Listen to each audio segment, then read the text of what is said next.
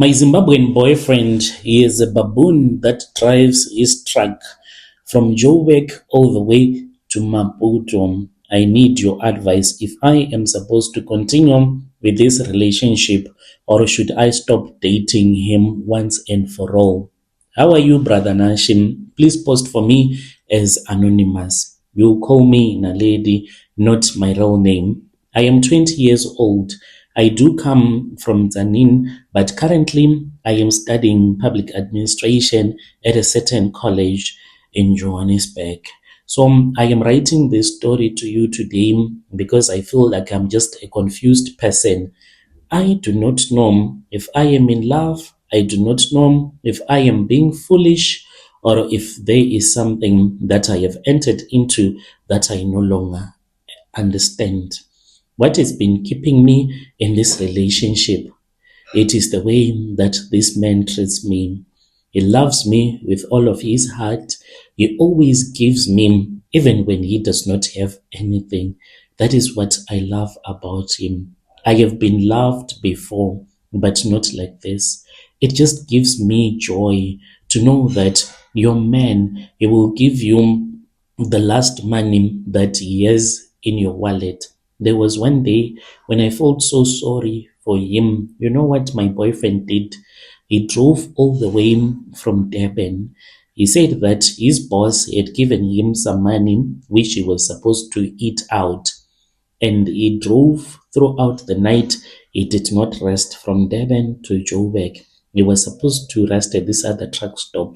He gave me the money for the truck stop as well as for the money for the food. I then asked him, "What did you eat, babe?" He said, "I only cooked pap." He only had 3 eggs in his truck, and there was only 1 egg that was still remaining. I felt so hurt, but he said that this is for you. This is the money that I was supposed to buy food with, but you can take it. This man, he loves me even though he is involved in the occultic kingdom. Everything started, it was last year. My dad passed away, it was in February. I never imagined that I would end up dating a guy that is not from my tribe. Life then changed instantly. My mother was no longer able to pay for all the things that I needed, like the way that they used to do when my parents were still alive, my dad. Then my mom, she then said to me, "Naledi, it's either you come back home, you finish your education here back home, or we can make other plans." But no, I did not want that to happen. So I refused. I said, "No, mom, there is no way that I'm going to stop going to school. I want to finish my studies." The truth is that I wanted to remain in Joburg and I did not want to go back to the village where I come from in Zanin. So I had been living in a private accommodation. My dad, he wanted to give me the best of the best. So when he was alive, they were renting out for me in a private accommodation where the gate is controlled by the security, everything is secure, and you're always studying. My dad did not want me to mess up in Joburg, but he did not know that I already had boyfriends and I had friends. But when he was still alive, it was better. So when my dad passed away, my mom told me that she had other debts that she needed to settle. The money was no longer there. I started to fear being evicted. This is when I met the other girl that told me to share an apartment with him in the meantime. Chelsea is the one who changed my life, or she is the one who led me into trouble, but I did not know yet. One day, she then said to me, "Naledi, you're so beautiful. Why are you always complaining about money? Why don't you look for someone that can assist you?" I then said, "What do you mean?" She then laughed and she showed me her Tinder on her phone. I had heard about it, but I had never used it before. She then said, "Men with money are full on Tinder." At first, I refused, but I knew that she was showing me a way so that I can be able to also give her money that she would have used. Even though I did not want, I eventually ended up opening an account. Several months passed. I met many guys on Tinder. Some wanted to waste time, some were just lying, some just wanted things that I did not want. I was about to delete the account. That was when I met him, a Zim guy. His name was funny for me. That is why I started to talk to him. His name was Love Day. He is a truck driver and a little bit older than I am. I started to like him because he started to ask me, "What did you eat, babe? What are you doing right now?" Like the caring type and a hard worker. And he did not act like he just wanted to sleep with me and then he'd pass. After a few weeks, he told me something that I did not expect. He said, "If you promise me that you're not going to sleep with any other guy, you do not date another guy, I am going to give you 5,000 rands each and every month. As long as I have a salary, I'm going to give you 5,000 a month." My eyes instantly opened wide. 5,000. This meant that I'll be able to get 1.5 and give it to my newfound friend, and then the rest I can do whatever that I want. It meant that I'll be left with money. I did not even think too much about it, so I agreed. So gradually we fell in love. Love Day is a good person. He respects me. He has never shouted at me. He has never forced me to do something that I do not want. The only problem was that I never expected to date a truck driver because I always heard that truck drivers, they will cheat on you, they will hurt you. So I did not want to be hurt by a guy. And the fact that we won't be together at all the times, he is always on the road. Today he is in Cape Town, tomorrow he is in Durban, the next day is in Maputo, Zambia, DRC. So this guy, he never sleep. Even when I'm chatting with him, I'm in the blankets. I'll be the first one to sleep, while he is just on the road. In November, I wanted to go back to Tsanin to see my mother. Love Day then said, "I have a load that is going to Guyana. Let us go together." I was happy. I said, "This is my chance to go home and to be with my boyfriend." We departed Johannesburg in the evening. It was around 8 p.m. At first, everything was going well. We talked, we laughed, we were listening to music. But when we got near Montana, we were about to leave Pretoria, I started to notice something that I did not like. Love Day, he was now dozing off. His eyes, they were closed as he was driving. I panicked. He would close his eyes, he would open them again, close and open them again. I started to get terrified, Joe. I said, "Baby, let us pull over because I see that you are getting tired." He said, "No, no, no. Don't be afraid. The city lights are the ones that are confusing my Tokoloshe, my Baboon." I stared at him. I was like, "What?" He immediately went quiet because he had said something that he was not even supposed to say. A few minutes later, he said, "Nothing, baby, just sleep. We're going to be fine." But I had already heard what he had told me about the baboon. So, Brother Nashim, when I went to sleep, I was by the passenger seat. He wanted me to sleep on that bed at the back of the seats. But I kept on thinking about the baboon. I was like, which baboon is he talking about? What does he mean about a baboon?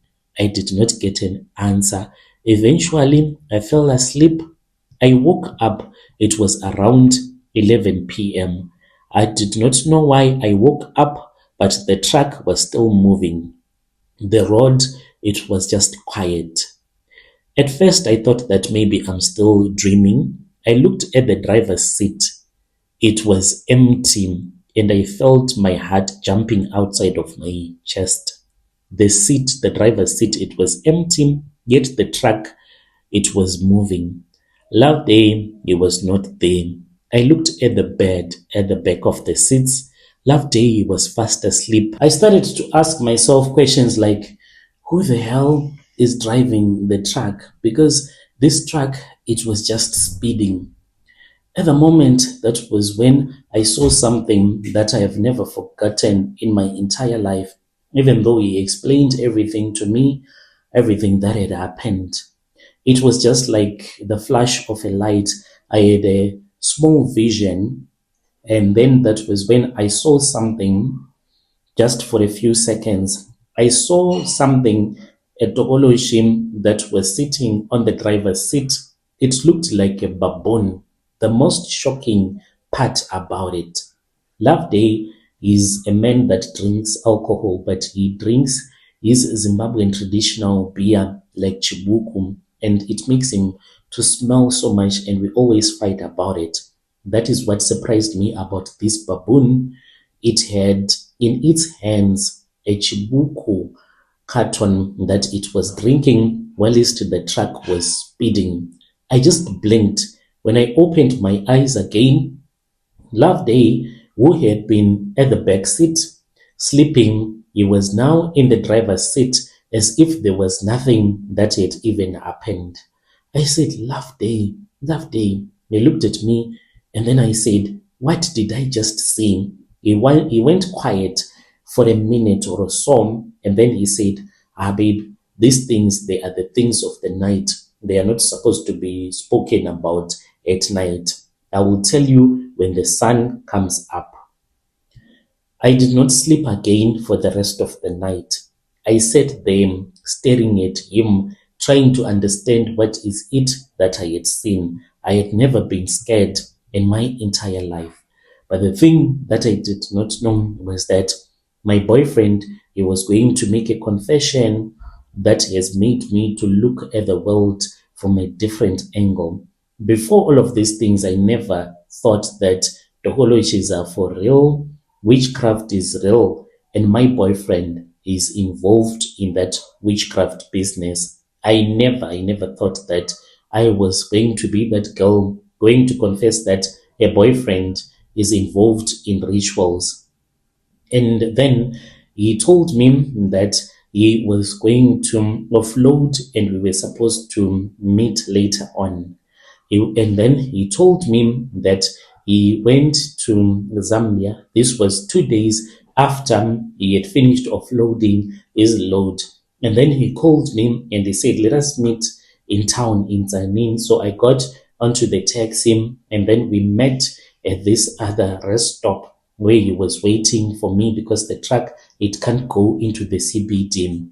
I went to him. I honestly wanted him to tell me because I had not even slept ever since that trip that we had taken 2 days earlier on. And he said that he's going to tell me everything. He's not going to lie. He's just going to tell me the facts. He then said that when he came to South Africa, he started to face a lot of tribalism when he was working at his workplace. So his boss wanted to fire him. And then he went to his uncle back in Zim. His uncle is a retired truck driver. And then he went with him to Zambia. Loveday and the uncle, they both took a trip and they went to Zambia, where Loveday and his uncle and that Sangoma, they went into a nearby mountain. When they were walking inside that mountain, they saw some baboons that were walking around doing their baboon business. And then he was told to point at the baboons with the walking staff that belonged to the Sangoma. As he was pointing, he was told to say some things that he said that he's not allowed to tell anyone. And after he had pointed, that was when they was told to look for the baboon that he wanted and to point at one of the baboon. After he had pointed at one baboon and he said his rituals, and then that baboon started to follow him. As it was following him, it eventually disappeared. That was when he handed over that walking stick back to the traditional healer. With the charms that he had been given by that Sangoma, they returned back to their country and he left his uncle in his country. He returned back to South Africa. He said that at the time he was based in Durban, those guys that hated him, that always called other organizations to get him fired, they stopped because they were being threatened by a Tokoloshe. Later on, that was when he stopped working in Durban and he moved to Joburg. He then got a job in Joburg. He started to work in Joburg for a brand new boss. When he got these charms, he said that there were other things that he did not know about this baboon. The things that he did not know about the baboon was that it had an added advantage, and the advantage was that the baboon can drive for him whilst he was fast asleep. He said that he knew about this one day when he had gone to load in Devon and he drove all the way to Cape Town, and then on a return trip, he never felt any fatigue. He was not sleepy. He never drank any dragon to keep him awake. He was just enjoying. He did not know that he was possessed by the Tokoloshe.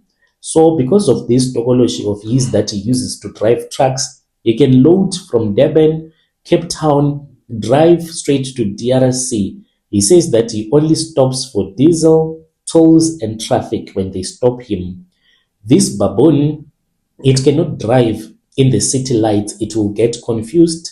So when he is entering a city, they change. The baboon disappears and then he is on the wheel. He drives past that town, and then after, when he is on the freeway with no city lights, then the Tokoloshe will take over and drive.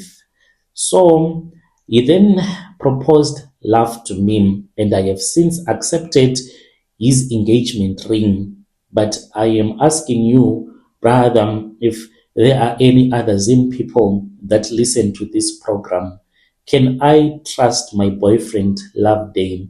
If I trust him to stay with him, is he not going to use me? Is the Tokoloshe not going to kill me one day? Because as for him, the things that he has been telling me over and over again, I don't know how many times he has told me this. He has told me that I am the mother of his future children. He would never hurt me. Whatever he does, they do it so as to please me. I am scared.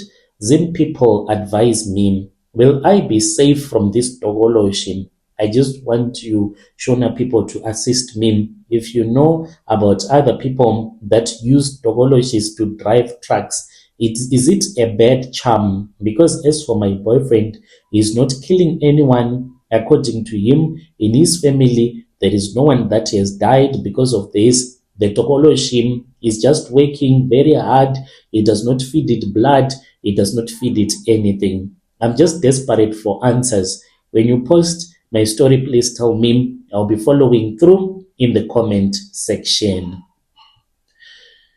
Dear listeners, right there was a message that was sent to us by one of our dear sister. Let us try to speak with our dear sister in the comment section. Strange things indeed they do happen in this world. A Tokoloshe is a Tokoloshe. One day it is going to request for blood. One day it will say that I am tired of all of this work. Just give me some blood. Maybe you will be the one that will have to sacrifice something on that day. But let us try to speak with our dear sister in the comment section. I'll be back with another episode.